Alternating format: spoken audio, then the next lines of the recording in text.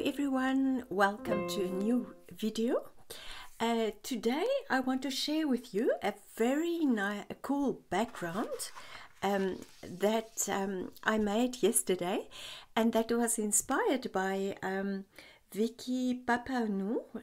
I hope I pronounce her surname correctly. I will put a link in the descriptions below to her video that inspired me to do this. I adapted the method that she used to applicate the paint. She used what is it called again? Cut and dry stamp foam, and I didn't have that at hand. So what I used was I took some. These are wooden floorboards. So I had someone cut them up for me, because at the back of these floorboards there's kind of a very thin foam layer, and I thought I'll give it a try, and it worked very well to apply the paint with this. So what I'll do now is to show you, and then I'll just explain how I got the texture on there. So I'm taking a mixed media A4 paper, and I'm going to use the colors that she used as well. She used a different paint as well. So I'm just going to use Amsterdam, and this one is blue turquoise, and this one is yellowish green, and it really worked very well, so I'm excited to show you. So I'll just I'm going to put the paint here on my craft mat. So I'm going to start with a blue, just a little bit of paint, not too much. Acrylic paint dries very quickly, so I'm not putting on too much. So I'm just going to dab it in there, and then I'm just going to smear it in circles like this. See it where it wants to go. I'm just letting my hand sort of go where it wants to go. I'm going to put a little bit on the side here, and a little bit down here, and a little bit down here. Now I'm going to switch to the green, because I'll see at the end if I want to add some more blue, more of the turquoise. So I'm just going to put a little bit of the green, and I'm taking another applicator. I'm not using the same one, so I'll keep this for the blue. So I'm going to use another applicator. I just want to get a new one. Okay, so I'll do this. It's fun to make. So I'll just do this, and I go over the blue a little bit. I'm not waiting for it to dry, I'm just doing it while the blue is still wet. And you'll see one gets a lovely texture. I need some more paint.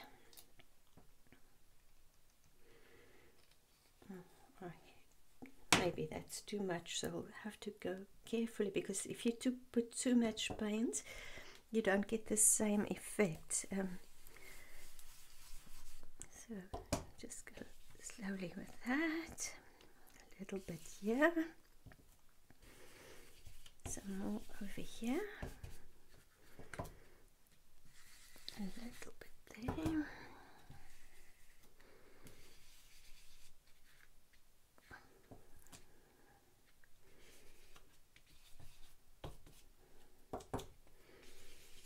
And I think I'm going to go back to the blue now to fill up the areas, some areas. I think that would be interesting. So I'm just going to take some more blue paint.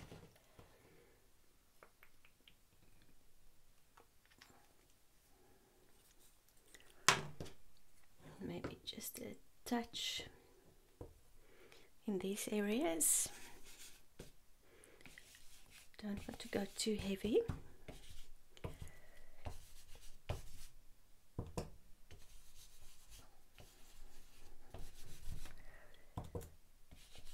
It will be different than the one that I made yesterday. It would be hard to get the same effect, but I think you'll get the idea. I just love how it turns out.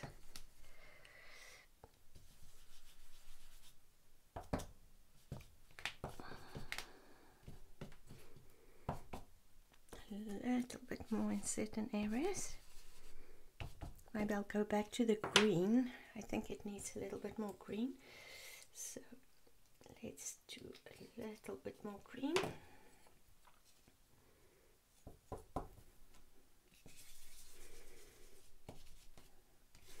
You will see in Vicky's video that the result is not the same when you apply it with a cut and dry stamp foam, but I think this works well as also. I just love Vicky's videos. She's such an inspiring person, and she's got some extraordinary ideas, so I really recommend that you watch her videos. And you will also see what she made with this background. I'm also going to show you in a later video what I made with this backgrounds, because I'll have two in the same colors. Okay, so almost done. So what I decided to do was to take a baby wipe, and in the areas where there's still a little bit of white, I just wiped it with a baby wipe to cover it. But one has to be careful, because if you press too hard, you will take off the paint. So I'm just going to go very lightly, just in all of these areas where there's some white spaces. So, and I find this works really well. Also, I don't want it to blend too much. I just want to cover these areas.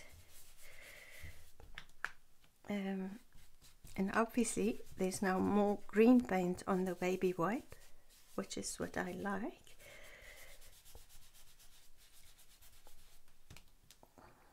And it's hard to not press somewhere where you'll see my finger marks. So let's just do it this way. I'm just going to take a new position. You see, it comes out really nicely.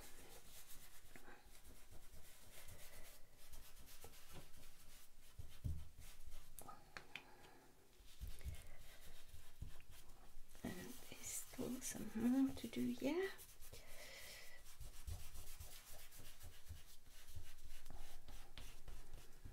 I'm going to add a little bit of paint. Just dab it lightly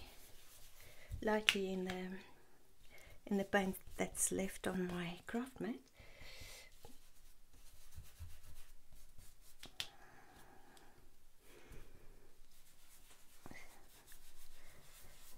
I think I've covered everything. See how beautiful that is. I find it so vibrant and inspiring. One can do so much with it now. One can add some a focal point of some focal points, and have fun with it. Yes, okay, there you have it. I just want to wipe the excess paint off here so that I don't get it everywhere. Okay, that's fine. So the next step is what Vicky also did, was to use a stencil. So I'll just show you. You can see over here I used a stencil. I just want to get the stencil that I used. I had it here a while a moment ago. See if I can find it. I'll show you the stencil that I used. I used this stencil and I used a texture plate. This stencil is from, just tell you, it's from Deco Stencils, Craft Sensations, and it doesn't have a name. There are 5 stencils in the set, and you can see I just on the green spaces I did it with the blue, and on the blue spaces I did it with a green. I added some stenciling on the green, and then the texture plate that I used is from Carabel, and it's this one. And so I didn't cover the whole of the texture plate. I did just cover it like a small area, and then I pressed it down to add for some added texture. And then I added some spats. So I diluted some gesso with water, and I used a brush to add the spats.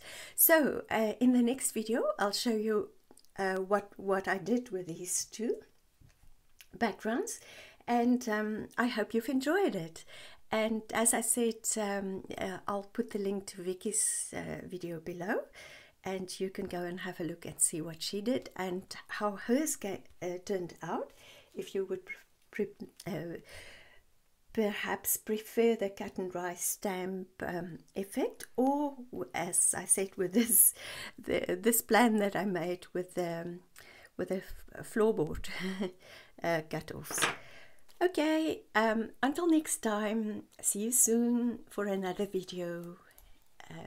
Yes, and don't forget to put give me a thumbs up if you liked the video, and also to subscribe to my channel. Happy crafting. See you very soon. Lots of love.